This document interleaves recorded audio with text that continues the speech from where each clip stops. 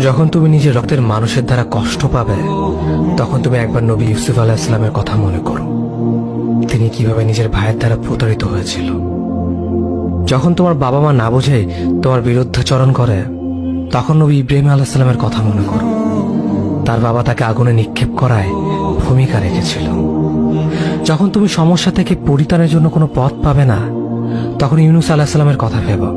তিনি কতটা সময় তিমি মাছের পেটে আটকা পড়েছিল। যখন তোমার নামে কেউ মিথ্যা অপবাদ ছড়িয়ে দেবে, তখন মা আয়েশা রাদিয়াল্লাহু আনহার কথা মনে করো। তার নামে পুরো শহর জুড়ে কুৎসা রচনা করা হয়েছিল। যখন তুমি অসুস্থ ব্যথার যন্ত্রণায় কাঁদতে থাকো, তখন নবী আইয়ুব আলাইহিস সালামের কথা ভেবো। তিনি ভয়ঙ্কর এক ভাইরাসজনিত রোগে আক্রান্ত হয়ে তোমার থেকে বেশি কষ্ট পেয়েছিল। যখন তুমি দিনের কোনো বিধান নীতিতে যুক্তি খুঁজে পাও না, তখন নবী নূহ আলাইহিস সালামের কথা ভেবো। তিনি কোনো প্রশ্ন ছাড়াই মরুভূমিতে নৌকা তৈরি করেছিল।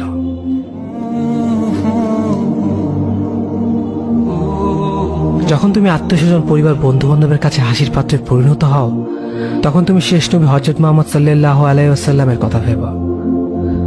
রাসূল সাল্লাল্লাহু আলাইহি ওয়াসাল্লাম বলেছিলেন, সবচেয়ে বড় পরীক্ষা দিয়ে সবথেকে বড় পুরস্কার আসে।